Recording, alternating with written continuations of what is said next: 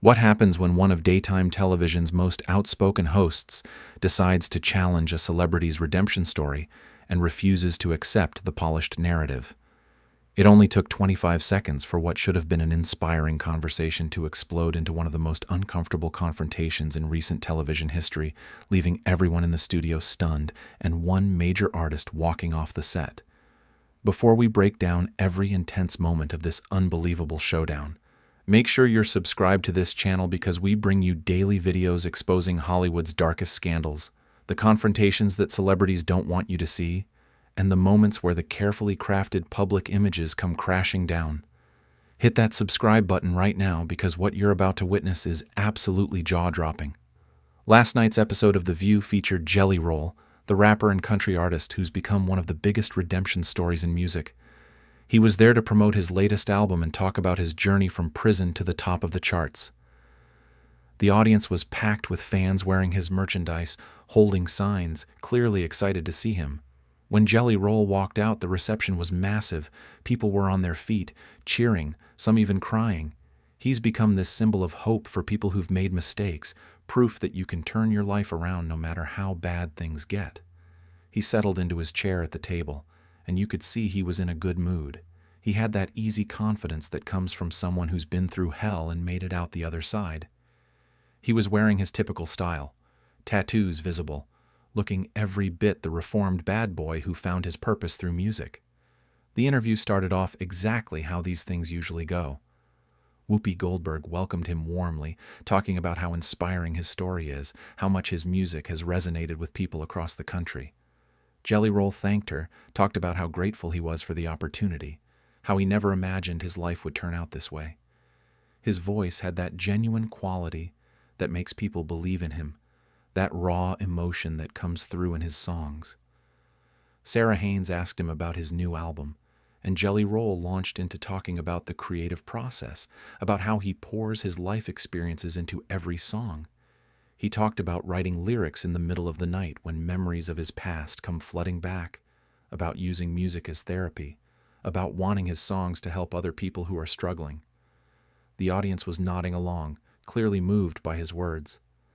This was the Jelly Roll that America has fallen in love with, the guy who turned his biggest failures into his greatest strengths. Sonny Hostin brought up his advocacy work, particularly his efforts around criminal justice reform and addiction recovery. Jelly Roll's face lit up talking about this. He discussed testifying before Congress, meeting with lawmakers, trying to change the system that he says failed him and so many others. He talked about visiting prisons, talking to inmates, trying to give them hope that there's life after incarceration. He mentioned starting programs to help people transition back into society after prison, about creating opportunities for people who society has written off. It was powerful stuff, the kind of content that usually gets standing ovations on daytime television. Alyssa Farah Griffin asked about his family, about being a father, and Jelly Roll got emotional. He talked about his daughter, about how she's his motivation for everything, about how he wants to break the cycle of addiction and crime that ran through his family. He talked about the guilt he carries for not being there during her early years because he was in prison, about trying to make up for lost time. Several people in the audience were wiping their eyes. This was hitting all the right emotional notes. But through all of this, Joy Behar had been sitting quietly, not smiling as much as the others, not nodding along with the same enthusiasm. She had this look on her face that regular viewers of The View would recognize immediately. It's the look she gets when she's not buying what someone is selling, when she's got questions that nobody else seems to want to ask. And when there was a natural pause in the conversation, Joy leaned forward. "Jelly Roll, I want to ask you about something that's been bothering me," Joy said, her voice cutting through the warm, fuzzy atmosphere like a knife. "You've got this incredible redemption story, and I think that's genuinely wonderful. But I have to ask, what about the people you hurt? What about your victims?" The energy in the studio shifted immediately. Jelly Roll's expression changed, becoming more guarded. "Well, Joy, I've spent a lot of time trying to make amends for my past. That's what my music is about. That's what my advocacy work is about." "Is it, though?" Joy pressed, not letting up. "Because from where I'm sitting, It looks like you're making millions of dollars off your troubled past. You're selling records by talking about being a drug dealer, about being in prison. You're on magazine covers with your tattoos and your tough guy image. Meanwhile, where are the people whose lives you destroyed when you were selling drugs? Where are the families you hurt? I don't see you writing checks to them. The other co-hosts looked uncomfortable. This was not the direction anyone expected this interview to go. Jelly Roll shifted in his seat. Joy, I can't undo my past, he said, trying to keep his voice calm. I did terrible things, and I own that. But I'm trying to do good now. I'm trying to help people. Help people, Joy shot back. Or help your career. Because let's be honest here. Your criminal past isn't something you're ashamed of and trying to hide. It's your brand. It's what makes you interesting. It's what sells albums. Whoopi tried to step in. Joy, I think what Jelly Roll is trying to say. No, let him answer, Joy interrupted. I want to hear how he justifies profiting off the worst period of his life when real people suffered real consequences from his actions. Jelly Roll took a deep breath. Look, I understand where you're coming from, and you're right that I can't change what I did. But I am genuinely trying to make a difference now. I work with addiction recovery programs. I speak to at-risk youth. I try to steer people away from the path I took. That's great PR, Joy said, her voice dripping with skepticism. That's a wonderful narrative. Reformed criminal gives back to the community. But let me ask you this. Do you know the names of the people who overdosed on drugs you sold? Do you know how many families were torn apart because of you? Or is it easier to just talk in generalities about making mistakes and turning your life around without actually confronting the specific harm you caused? The audience was dead silent now. Several people looked shocked. This was getting uncomfortable fast. That's not fair, Jelly Roll said, his voice getting defensive. You're acting like I haven't paid for my crimes. I went to prison, Joy. I lost years of my life. I lost time with my daughter. I paid my debt to society. Did you, though? Joy challenged. Because it seems to me like you've turned your debt to society into a lucrative career opportunity. You spent some time in prison, sure, but now you're rich and famous because of it. That doesn't sound like paying a debt. That sounds like cashing in. Sarah tried to redirect. I think we should acknowledge that Jelly Roll has been very open about his past, and that takes courage. Does it? Joy interrupted again. Does it take courage to talk about your past when you know it's going to make you more famous, more relatable, more marketable? Or would courage be staying quiet about it, donating your money to addiction treatment centers, and actually doing the work without expecting praise for it? Jelly Roll's face was getting red now. You don't know what the hell you're talking about. You don't know what I do behind the scenes. You don't know how much money I donate, how much time I spend with recovery programs, how many people I've helped personally. Then tell me, Joy said, leaning forward even more. Tell me specifics. How much money have you donated to addiction treatment? How many people have you personally helped get into rehab? Give me numbers, Jelly Roll. Because what I see is a lot of talk, a lot of interviews where you cry about your past, a lot of social media posts about redemption, but I don't see a lot of concrete action that doesn't also benefit your career. The tension was unbearable now. The other co-hosts were frozen, clearly not sure whether to intervene or let this play out. Jelly Roll stared at Joy with an intensity that made several audience members lean back in their seats. You want numbers? He said, his voice tight with anger. I don't keep a spreadsheet of good deeds so I can pull them out when someone like you questions my character. I do what I do because I genuinely want to help people, not to score points or win arguments on talk shows. That's convenient, Joy said. You can't provide any specifics, but we're supposed to just take your word that you're doing all this great work. Meanwhile, you're on tour, you're selling out arenas, you're making money hand over fist, all while singing songs about how hard your life was when you were breaking the law and hurting people. Forgive me if I'm a little skeptical about how genuine your redemption really is. Sonny tried to jump in. Joy, I think that's a bit harsh. Jelly Roll has been recognized by multiple organizations for his advocacy work. Organizations that benefit from having a celebrity face attached to their cause, Joy countered. I'm not saying he hasn't done anything good. I'm saying that the ratio of self-promotion to actual accountability seems pretty heavily weighted toward self-promotion. You know what? Jelly Roll said, his voice rising. You have no idea what it's like to come from where I came from. You have no idea what it's like to grow up in poverty, surrounded by drugs and violence, with no opportunities and no hope. You sit up here in your comfortable TV studio and judge people like me, but you've never lived that life. You've never had to make the impossible choices that people in my situation have to make. You're right. I haven't, Joy said, not backing down at all. I haven't sold drugs. I haven't destroyed families. I haven't contributed to the opioid epidemic that's killing thousands of people. And you know why? Because even when life is hard, even when opportunities are limited, you still have a choice. You chose to sell drugs. You chose to break the law.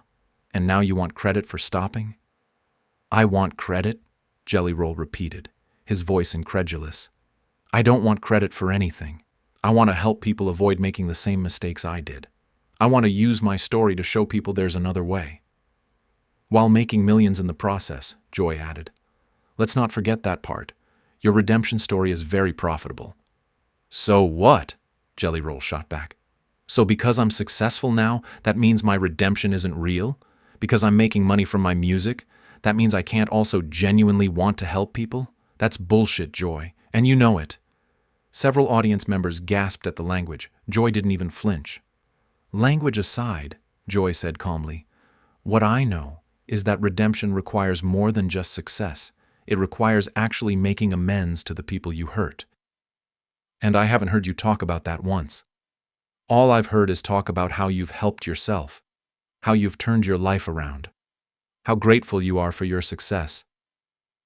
But what about the mother who lost her son to an overdose from drugs you sold? What about the kids who grew up without parents because you contributed to their addiction? Where's your redemption to them? Jelly Roll stood up from his chair abruptly. The action was so sudden that Sarah actually jumped a little. His face was flushed, his jaw clenched tight. You don't know anything about me, he said, his voice shaking with emotion. You don't know who I talk to, who I reach out to, who I try to help. You're sitting here making accusations based on what? Based on the fact that I'm successful? Based on the fact that I've managed to build something from nothing? I'm making observations based on what you present to the public, Joy responded, still seated but not backing down an inch. And what you present is a carefully crafted narrative of redemption that conveniently benefits you financially and professionally. If I'm wrong, show me.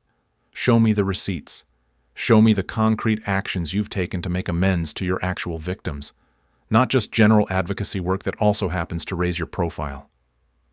I don't have to show you anything, Jelly Roll said, his voice getting louder. I don't owe you an explanation or proof or receipts or whatever else you want. I've been honest about my past. I've been open about my mistakes, and I'm doing the best I can to make a positive impact now. If that's not good enough for you, I don't know what to tell you. It's not about being good enough for me, Joy said, her voice rising to match his. It's about being honest with yourself and with the public. You can't have it both ways, Jelly Roll. You can't profit from your criminal past and then get offended when someone points out that you're profiting from it. You can't build your entire brand on being the bad boy who made good and then act shocked when someone asks if you've actually made good or if you've just gotten better at marketing yourself.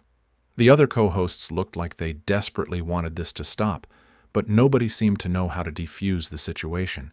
The audience was split between people who looked angry on Jelly Roll's behalf and people who seemed to be nodding along with Joy's points. You're twisting everything I'm saying, Jelly Roll said, pointing at Joy. You're taking my story, my life, and you're turning it into something ugly. You're making it seem like everything I do is calculated, like I don't genuinely care about helping people.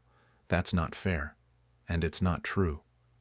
What's not fair, Joy countered, is using your troubled past as a selling point while real people are still dealing with the consequences of the opioid epidemic. What's not fair is being celebrated as a hero for stopping doing terrible things that you chose to do in the first place. What's not fair is that you get to be rich and famous while the people whose lives you helped destroy are still suffering. That's what's not fair, Jelly Roll. Jelly Roll shook his head, a bitter laugh escaping him. You know what? This is exactly what I should have expected. I should have known better than to come on this show. I should have known that someone would use my past against me, would try to make me feel guilty for being successful, would question every good thing I try to do. Nobody's using your past against you, Joy said firmly. You're the one who uses your past in every interview, every song, every public appearance. I'm just asking you to be accountable for it. I'm asking you to acknowledge that your redemption story is incomplete if it doesn't include genuine amends to the people you actually hurt. And I'm telling you that you don't get to decide what my redemption looks like. Jelly Roll shot back. You don't get to sit up here and judge whether I've done enough, whether I'm genuine enough, whether I've suffered enough. You have no idea what I carry with me every single day. You have no idea the guilt, the regret, the pain of knowing what I did and who I hurt. Then talk about that, Joy challenged. Talk about the guilt. Talk about the specific people you hurt and how you've tried to make it right with them. Stop hiding behind vague statements about helping people in general and talk about the real, specific harm you caused. That's what accountability looks like, Jelly Roll. Not this carefully sanitized redemption narrative you've been selling. Jelly Roll pulled off his microphone and threw it on the table. The sound echoed through the studio. Several people in the audience actually stood up, not sure what was about to happen. I'm done, Jelly Roll said, his voice cold.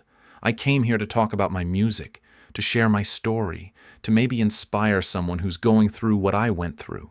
Instead, I get ambushed by someone who's decided that no matter what I say, no matter what I do, it's not going to be good enough. You've already made up your mind about me, Joy, so why should I waste my time trying to change it? I haven't made up my mind, Joy said, standing up now as well. I'm asking you questions, real questions that maybe other people have been too polite to ask.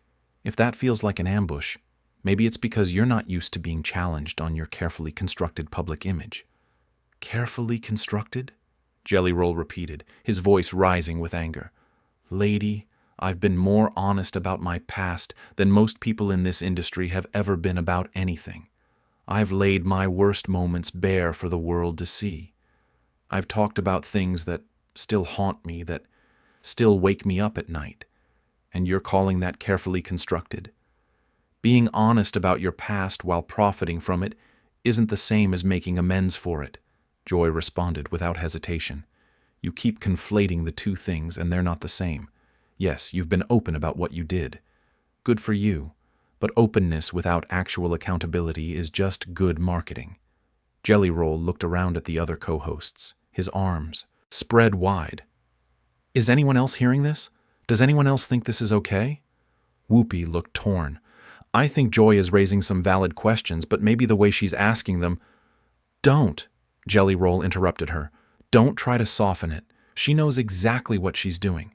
She brought me here to humiliate me, to tear down everything I've worked for, to make sure everyone knows that no matter how hard I try, no matter what I do, I'll always be the criminal.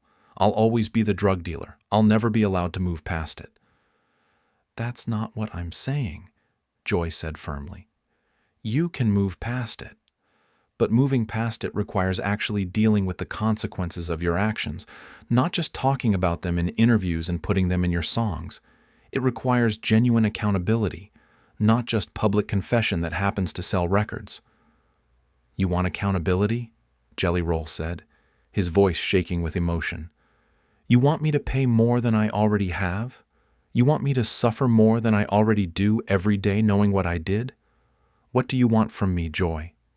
You want me to give away all my money? You want me to quit music? You want me to spend the rest of my life apologizing? Tell me what would be enough for you, because clearly nothing I've done so far counts for anything in your eyes. I want you to stop acting like you're some kind of hero for not being a criminal anymore, Joy said, her voice strong and clear. I want you to acknowledge that while you've turned your life around, there are real victims out there who don't get book deals and record contracts and magazine covers.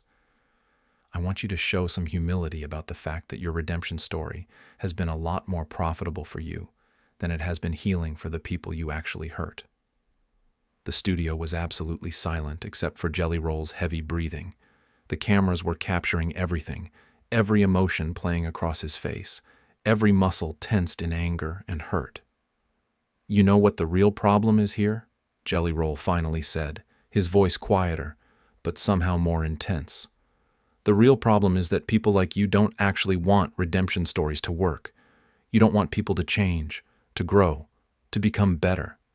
Because if people can actually change, if redemption is actually possible, then you don't get to use their past as a weapon against them forever. You lose your power to judge and condemn. And that's what this is really about, isn't it? Power. No, Joy said, shaking her head. This is about honesty. This is about not letting celebrities sell sanitized versions of their worst behavior without being asked the hard questions. You want praise for changing your life? Fine. But don't expect everyone to forget what you did to get here. Don't expect everyone to just accept your narrative without questioning whether you've actually done the work to make things right. Jelly Roll picked up his jacket that had been draped over the back of his chair. The audience realized what was happening. He was leaving. He was actually walking off the view. Phones came out immediately, people starting to record. "I've done more work than you'll ever know," Jelly Roll said, putting on his jacket with sharp, angry movements. "But you're right about one thing, Joy. I'm not going to sit here and defend myself to someone who's already decided I'm guilty no matter what I say. I'm not going to perform my guilt and shame for your entertainment."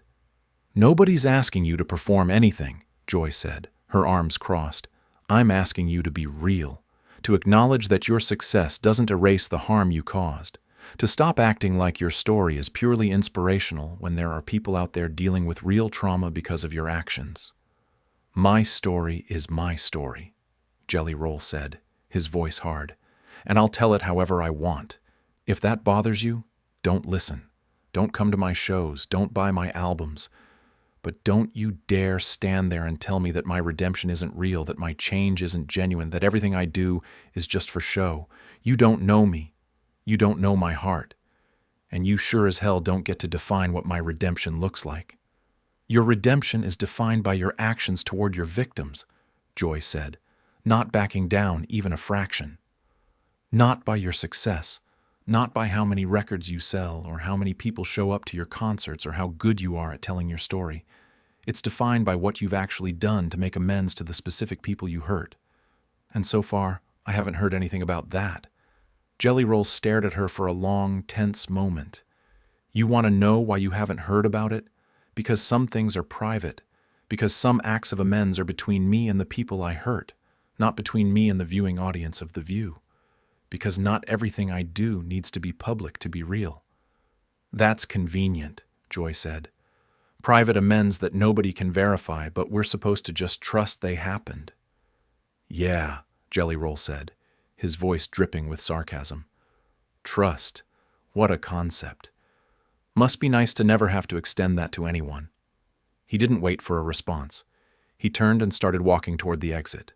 No goodbye to the audience, no handshake with the other hosts, just a straight line to the door. His footsteps were heavy, purposeful, echoing through the silent studio. "And Jelly Roll?" Joy called after him. He stopped but didn't turn around. "For what it's worth, I hope your private amends are real. I hope you really are doing the work. But until I see evidence of it beyond the carefully crafted public narrative, I'm going to remain skeptical. That's not being mean. That's being honest." Jelly Roll stood there for just a second, his hand on the door handle. Then, without turning around or saying another word, he pushed through the door and was gone. The sound of the door closing was like a thunderclap in the silent studio. For several long moments, nobody moved.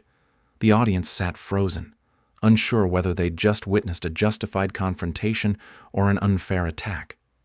The other co-hosts looked shell-shocked, like they couldn't quite believe what had just happened. Joy Behar sat back down, her expression serious but not regretful.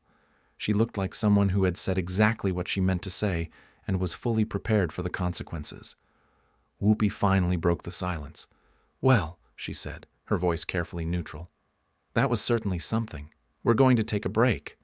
But as the cameras cut away and the show went to commercial, everyone in that studio knew they had just witnessed something unprecedented. This wasn't just another celebrity interview that got awkward. This was a complete breakdown, a confrontation that asked uncomfortable questions about redemption, accountability, and whether past sins can ever truly be forgiven when they become the foundation of future success. Jelly Roll had walked off the set of The View, and Joy Behar had refused to back down from demanding real answers about what redemption actually means.